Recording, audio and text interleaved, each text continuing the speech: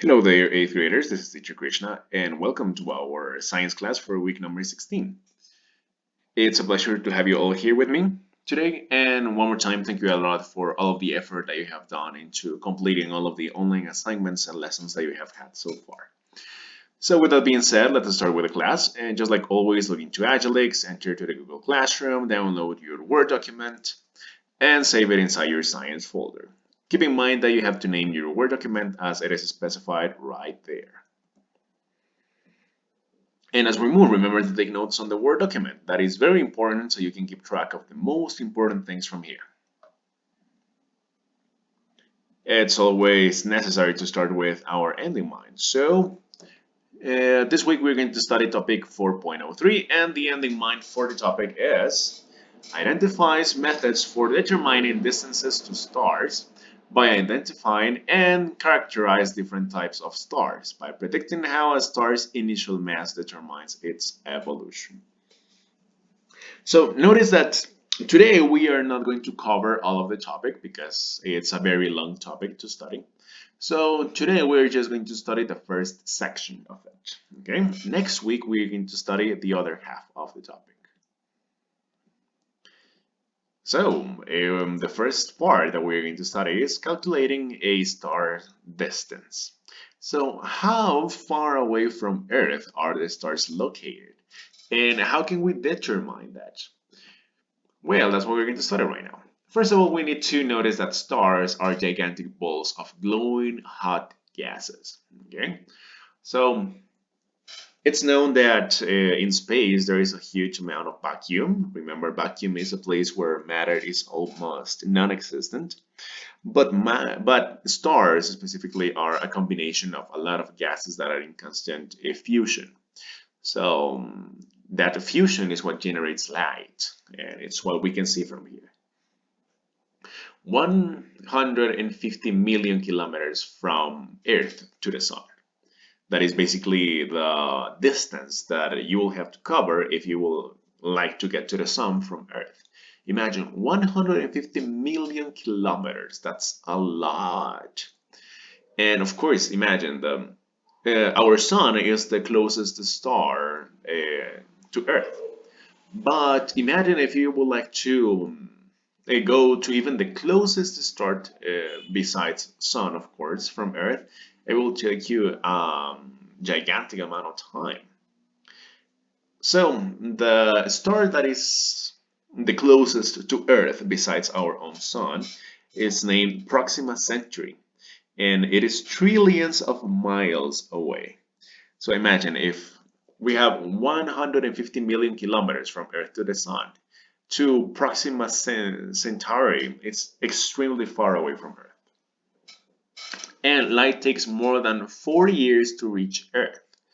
And remember that light travels extremely fast.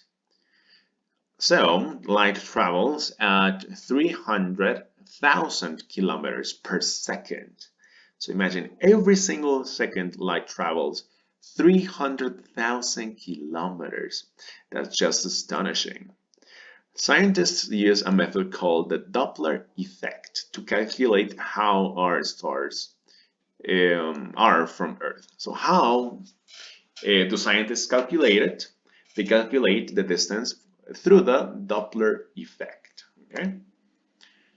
And also we have something called pitch, which is a change in the sound based on the position of the object. So we're going to now analyze the pitch specifically because there is another method on how to calculate the distance of a star. So we're going to follow some other directions right now, and scientists study electromagnetic waves.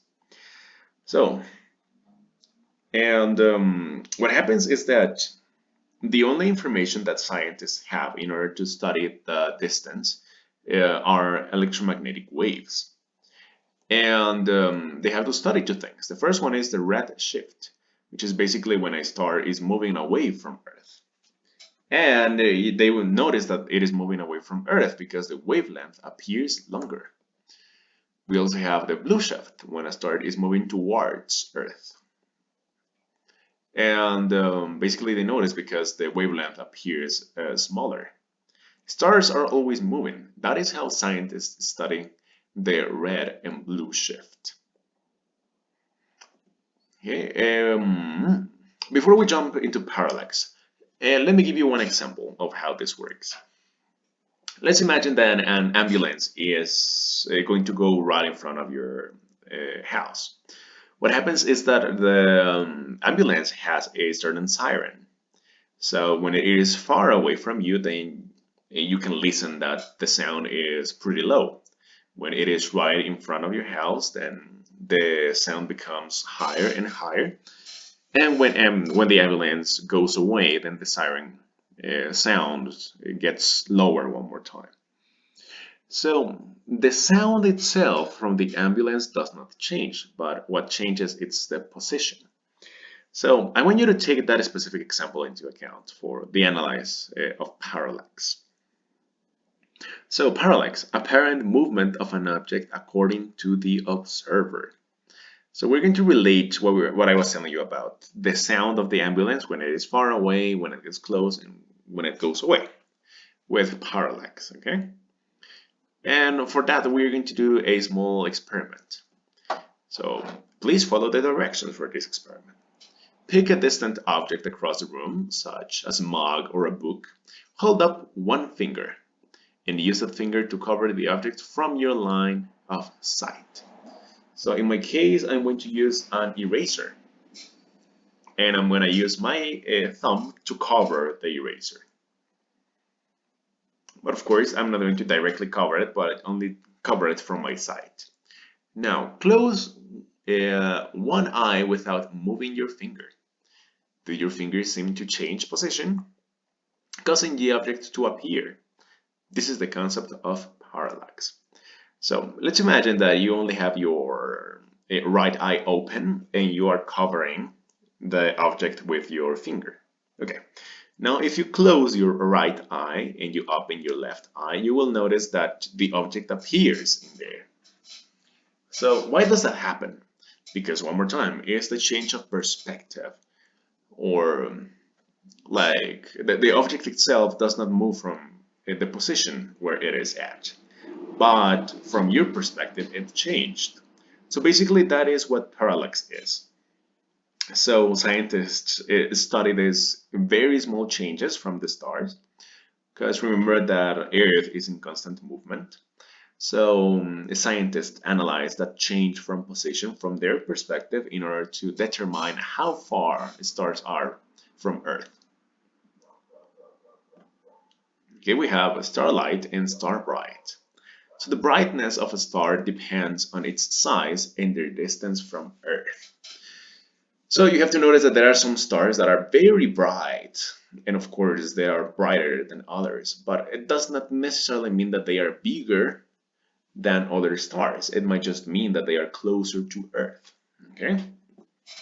The brightest star apparently is our sun. Yeah, remember our sun is a star as well. So if we see the sky during the day, you will notice that the sun is extremely bright. But if we observe the stars at night, we might see that, of course, their light does not compare at all to the one of our sun. But one more time, it's not necessarily because our sun is brighter, but it is because the other stars are far away from Earth. We also have something called absolute magnitude, comparing the sun brightness of stars with the one from the sun. So basically how bright our sun is defined as the absolute magnitude of 1.